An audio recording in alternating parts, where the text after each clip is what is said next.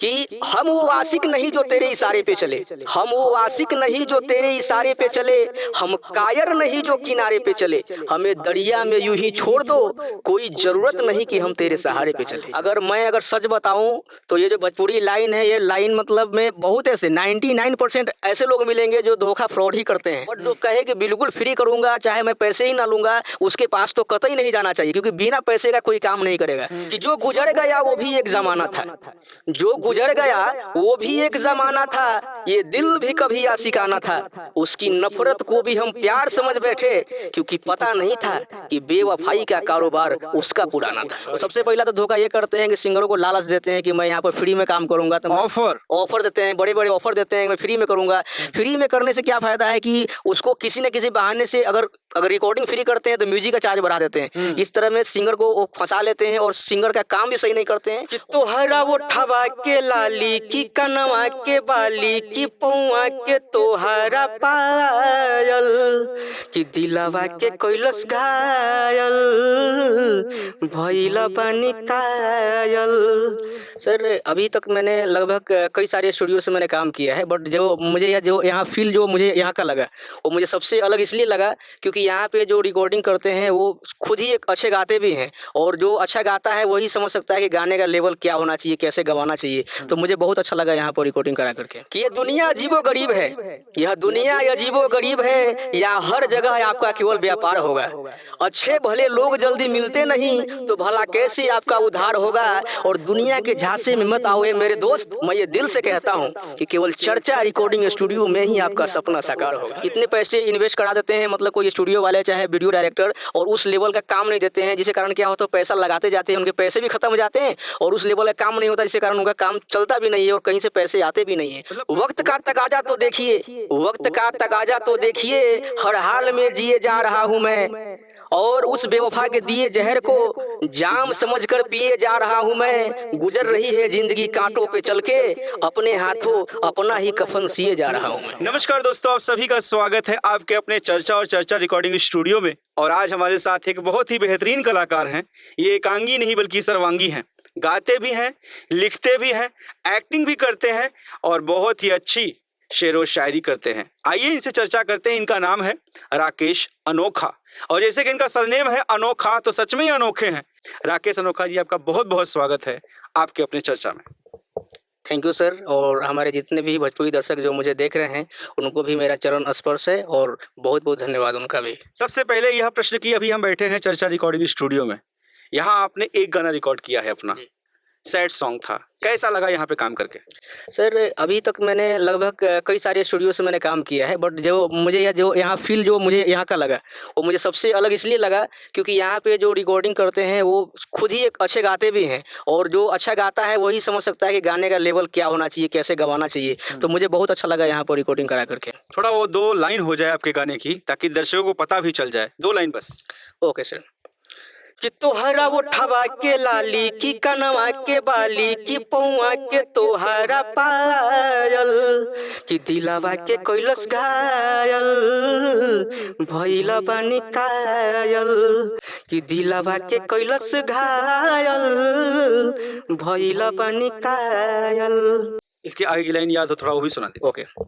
कि ओढ़ी चुनरी तू सारा मालू हो, कि गोली चले जो मुस्कुरालू हो, कि यही यादा पमर गईनी हम, कि सीधे रूह में उतर जालू हो। तू ही बन बुरानी सचो कहतानी, मीठी बतिया में मनवा हेरायल कि दिलावा के कोइलस घायल भइला बानी कायल।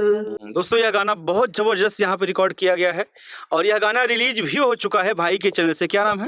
जी मेरे चैनल का नाम है राकेश अनोखा म्यूजिक वर्ल्ड। राकेश अनोखा म्यूजिक वर्ल्ड इनके चैनल का नाम है, इनका ऑफिशियल चैनल है। आप लोग जाइए इस गाने को सुनिए और यकीन मानिए गाना जब आप सुनेंगे म्यूजिक के साथ में तो आप भी कहेंगे कि हाँ बहुत बढ़िया भाई गाता है। तो कैसे आपकी शुरुआत हुई इंडस्ट्री में, आपने एंट्री कैसे की, कैसे सोचा कि मुझे सिंगर बनना है? देखिए, शुरुआत तो मेरा बचपन से ही हो चुका था, क्योंकि हमारे घर में दरअसल सभी लोग जो है गाने बजाने वाले लोग हैं। एक मेरे पापा हैं, वो नहीं, इसी से ताल्लुक़ नहीं रखते हैं। बाद बाकी बाबा हैं, चाचा हैं, सभी लोग मतलब पहले भी है ना प्रोग्राम वोग्राम करना, चाहे मतलब घर पे भी भजन कीर्तन। मतलब आपके खून में ही संगीत है। जी बिल्कुल, बचपन से मैं चूँकि बाबा को देखते आया हूँ और उनके साथ में मैं खुद भी गाता था, वो भी गाते थे। मैं सीखते-सीखते और मेरा उस प्रति मतलब रुझान हो गया कि नहीं, मैं भी सिंगर बनूँगा।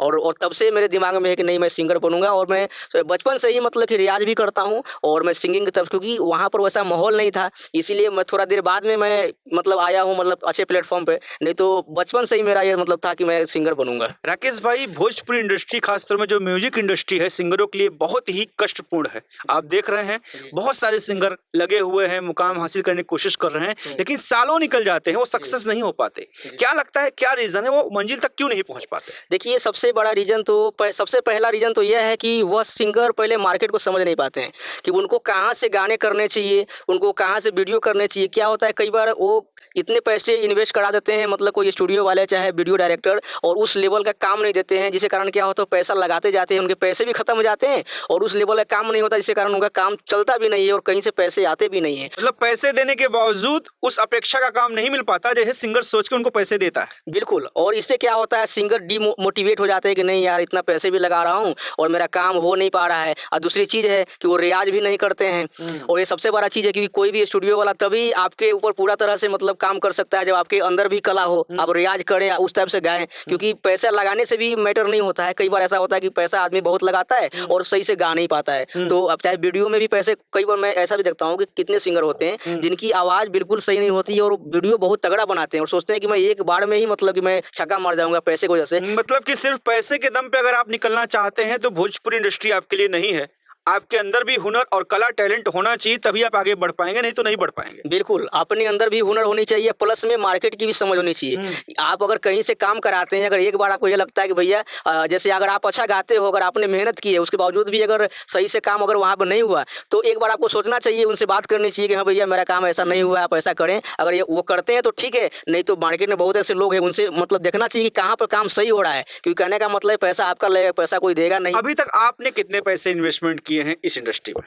देखिए, ऐसा है, मैं तो बहुत ज़्यादा पैसे लगाया नहीं हूँ, क्योंकि मैं तो इससे पहले भी कई जगहों पे पैसा लगा चुका हूँ। उसकी तुलना में अगर देखा जाए तो इसमें मुश्किल से मेरे लगे होंगे, मेरे हिसाब से 40-50 हज़ार रुपये लगे होंगे, उससे ज़्यादा अभी लगा नहीं है ना। और मेरा मानना ये है कि पैसे अगर मेरे 40-50 हज़ार लगे हैं तो मैं उससे कुछ ना कुछ सीखा ही हूँ। ये मेरा पैसे वेस्ट नहीं है। और चाहे मैं जिनके पास भी गया हूँ काम कराने, हो सकता है कि वो मुझे नया सिंगर जान करके, अगर उन्होंने मेरा काम को अगर मान लीजिए उस लेवल में नहीं देखा है, तो उसके लिए भी उनमें कोई गलती नहीं। क्योंकि होता है पहली बार कोई भी आदमी जब किसी को नया सिंगर को देखता है तो उसका अंदाज़ा मतलब और भी सिंगर की तरह लगाता है। मतलब मैं कहूंगा नहीं कि किसी व्यक्ति विशेष का आप नाम बताइए या कुछ भी बोलिए, इशारे में जो नए कलाकार हैं, ताकि उन्हें एक मैसेज जाए। जी।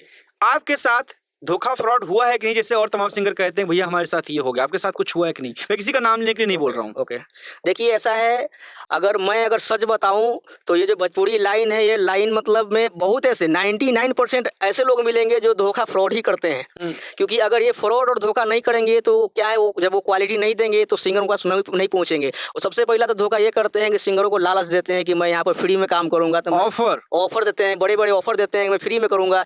फ्री में करने से क्या फायदा है कि उसको किसी न किसी बहाने से, अगर रिकॉर्डिंग फ्री करते हैं तो म्यूजिक का चार्ज बढ़ा देते हैं। इस तरह में सिंगर को वो फंसा लेते हैं और सिंगर का काम भी सही नहीं करते हैं और प्लस में उनके पैसे भी इन्वेस्ट हो जाते हैं बहुत ज्यादा। एज ए सिंगर आप क्या कहेंगे, जो लोग ऑफर देते हैं कि ये ऑफर है, फलाना ऑफर है, ढिकाना ऑफर है, तो नए सिंगरों को ऑफर देख के उस स्टूडियो में जाना चाहिए या फिर नहीं जाना चाहिए? देखिए, सिंगर का एक मात्र उद्देश्य होना चाहिए कि हमारा गाना किसी एनी हाउ बजना है और उसके लिए अच्छे म्यूजिक की जरूरत है, अच्छे रिकॉर्डिंग की जरूरत है, अच्छे वीडियो की जरूरत है। पैसा क्या लग रहा है, नहीं लग रहा है, इस पर भी आदमी को ध्यान देना है। बट जो कहे कि बिल्कुल फ्री करूंगा, चाहे मैं पैसे ही ना लूंगा, उसके पास तो कतई नहीं जाना चाहिए। क्योंकि बिना पैसे का कोई काम नहीं करेगा। रिकॉर्डिंग में पैसे लगता है, रिकॉर्डिस्ट को पैसा देना पड़ता है, वीडियो जो करते हैं, वीडियो डायरेक्टर अच्छा वीडियो तो उसमें पैसा लगता है। थोड़ा कम सम हो सकता है, लेकिन बिल्कुल फ्री नहीं हो सकता है मेरे हिसाब से। कम हो सकता है, फ्री नहीं हो सकता है। तो सिंगरों को ये सोचना चाहिए कि जो लोग ऑफर दे रहे हैं, क्यों दे रहे हैं, ये सावधानी बरतनी चाहिए। खैर, आप गाते भी हैं, लिखते भी हैं। आप लिखना कहाँ शुरू किया आपने? देखिए, लिखना तो मैं इसलिए भी लिखता हूँ क्योंकि खुद ही मैं जैसे बहुत ऐसे मैं खुद पढ़ा लिखा हूँ, है ना? मतलब बहुत ऐसे सिंगर हैं भोजपुरी में जो कि क्या एजुकेशन है आपकी? मैं बीएससी मैथ ऑनर्स से हमारा है। हम्म। और मैंने एमएससी का में भी मतलब हमारा आ गया था, मतलब लेकिन कहने का मतलब कुछ ऐसा मेरा पारिवारिक कारणों के कारण मतलब मैं एडमिशन नहीं कराया पाया, लेकिन मैं पढ़ाई में छोड़ा नहीं हूँ। अभी भी मैं मतलब वो उस चीज़ को करूँगा, ओपन यूनिवर्सिटी से करूँगा। मेरा दिमाग में पहले तो सिंग फुल टाइम अभी आप संगीत में हैं या फिर पार्ट टाइम कुछ और भी कर रहे हैं? नहीं, अभी मैं फुल टाइम संगीत में ही हूँ। पार्ट टाइम में मैं कहीं और काम कर रहा हूँ, बट काम भी जहाँ करता हूँ मैं, लेकिन मेरे दिमाग में संगीत ही रहता है। इसलिए कई बार तो काम करने वाले बोलते हैं, यार क्या सोचते रहते हो बिना मतलब अच्छा, आपके अंदर एक और अद्भुत टैलेंट है, जी। अद्भुत कला है। आप शेर और शायरी भी करते हैं। जरा हमारी ऑडियंस को, जो चर्चा के परिवार हैं, उनके लिए भी कुछ हो जाए। देखिए, शायरी तो सर रियल है कि मैं जहाँ भी गया हूँ, शायरी के कारण मुझे कई जगह पे अवार्ड भी मिले हैं मुझे। और ये कला मेरे अंदर मतलब जन्मजात है। मतलब मैं बचपन में भी गाँव में ऐसा होता था ना कि जैसे होता है कि झंडा-वंडा निकलता है, उसमें लोग शायरियाँ बोलते हैं। तो वहाँ भी मैं बचपन से मैं करता था और वो लोग भी झूमते थे। और मेरे गाँव वालों का भी इसमें बहुत योगदान है, क्योंकि उन्होंने मेरा बहुत उत्साह बढ़ाया कि भाई तुम और शायरी कहो, है ना? और ये चीज़ इतना बढ़ गया कि मैं कई जगहों पे कई स्टेज शो में भी शायरी वगैरह कोई आपकी एक आध फेमस शायरी जो ज़्यादा लोग सुनने की डिमांड करते हो? कि जो गुजर गया वो भी एक ज़माना था, जो गुजर गया वो भी एक ज़माना था, ये दिल भी कभी आशिकाना था, उसकी नफ़रत को भी हम प्यार समझ बैठे, क्योंकि पता नहीं था कि बेवफ़ाई का कारोबार उसका पुराना था। अरे क्या बात है, वाह वाह! जरूर कमेंट करिएगा आप लोग कि कैसी आपको शायरी लगी, दिल तक पहुंची कि नहीं पहुंची। एक आध और हो जाए जी, कि हम वो आशिक नहीं जो तेरे इशारे पे चले, हम वो आशिक नहीं जो तेरे इशारे पे चले, हम कायर नहीं जो किनारे पे चले, हमें दरिया में यूं ही छोड़ दो, कोई जरूरत नहीं कि हम तेरे सहारे पे चले। अरे वाह, ये सब आपकी ऑन है, आपकी अपनी बनाई हुई है, कहीं कोई किताब से है? मैं जो भी करता हूँ, चाहे मैं गाना लिखता हूँ, चाहे मैं शायरी लिखता हूँ, मेरा खुद का होता है। और आने वाले समय में अपना मैं बुक भी छापने का मैं मतलब सोच रहा हूँ, मैं अपना खुद का। बहुत बढ़िया। और ये मल्टी टैलेंटेड हैं, और जब इनके साथ आप कभी वक्त गुजारेंगे तो आपको टाइम का पता नहीं चलेगा। हंसाते भी बहुत ज़्यादा हैं, बहुत ही हंसमुख इंसान है। अभी हम भी बैठे हुए थे, कुछ टेक्निकल प्रॉब्लम हमारे कैमरे में आ गई थी, लेकिन फिर भी हमें एहसास नहीं हुआ कि कुछ प्रॉब्लम हमें है। और देखिए, इसी का नतीजा है कि हंस के बात हो रही है। कोई एक आध और शायरी? बिल्कुल सर, कि वक्त का तकाजा तो देखिए, वक्त का तकाजा तो देखिए, हर हाल में जिए जा रहा हूँ मैं, और उस बेवफा के दिए जहर को जाम समझकर पिए जा रहा हूँ मैं। गुजर रही है जिंदगी कांटों पे चल के, अपने हाथों अपना ही कफन सिए जा रहा हूँ मैं। क्या बात है, बहुत बढ़िया भाई, गजब गजब के। कुछ चोट वोट खाई है क्या आपने? सर मेरा मानना है कि मतलब ज़िंदगी में मैं केवल चोट ही खाता हूँ और दूसरा कुछ नहीं। हर जगह मुझे केवल चोट इसलिए मिलती है, एक तो मेरी बातों से मिलती है, क्योंकि सामने वाला मेरी बात को समझ नहीं पाता है, और मैं उसके बात को समझता हूँ और रियल में समझाने की कोशिश करता हूँ। वो हम पे गुस्सा हो जाता है कि भाई तुम ऐसा क्यों बोल रहे हो। मतलब आप कड़वा बोलते हैं? कड़वा बोलता हूँ मैं, ये बिल्कुल। अच्छी बात है, कड़वा बोलने वाला इंसान दिल का बहुत साफ होता है, मुंह में जो बोलना है बोल देता है।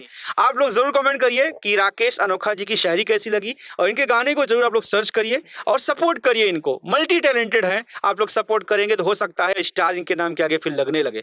बहुत बहुत शुक्रिया। जाते जाते चर्चा रिकॉर्डिंग स्टूडियो बारे में आप क्या कहेंगे? क्या नए सिंगरों के लिए एक अच्छा बेहतर प्लेटफॉर्म है यहाँ पे? क्या लगता है उनका अच्छा काम हो सकता है? देखिए, इस चीज़ को भी मैं शायरी में ही कह देता हूँ आपको प्लीज। कि ये दुनिया अजीबो गरीब है, यह दुनिया अजीबो गरीब है, या हर जगह आपका केवल व्यापार होगा। अच्छे भले लोग जल्दी मिलते नहीं, तो भला कैसे आपका उद्धार होगा। और दुनिया के झांसे में मत आओ मेरे दोस्त, मैं ये दिल से कहता हूँ कि केवल चर्चा रिकॉर्डिंग स्टूडियो में ही आपका सपना साकार होगा। अरे वाह, क्या बात है, ऑन द स्पॉट आपने शायरी बना दी, गजब यार। बहुत बहुत शुक्रिया आपका, दिल से सलाम आपको। और आपने टाइम निकाला, कीमती टाइम आपका, इसके लिए बहुत बहुत शुक्रिया। इनका गाना यहाँ पे जो रिकॉर्ड हुआ है, प्लीज सेट सॉन्ग हुआ है, कौन सा चैनल बताया आपने? राकेश अनोखा म्यूजिक वर्ल्ड। राकेश अनोखा म्यूजिक वर्ल्ड में गाना इनका भैया का छूटा हुआ है, प्लीज आप लोग जाइए सुनिए, बहुत प्यारा गाना है। बहुत बहुत धन्यवाद आपका, थैंक ठीक यू। है सर, चलिए थैंक यू सर, आपका भी बहुत बहुत धन्यवाद। आपने सर इतना अच्छा मेरा इंटरव्यू लिया और इतना आप सपोर्ट कर रहे हैं और सभी लोग सभी दर्शक से करवा रहे हैं सर, इसके लिए आपका भी बहुत बहुत धन्यवाद। धन्यवाद भैया, धन्यवाद।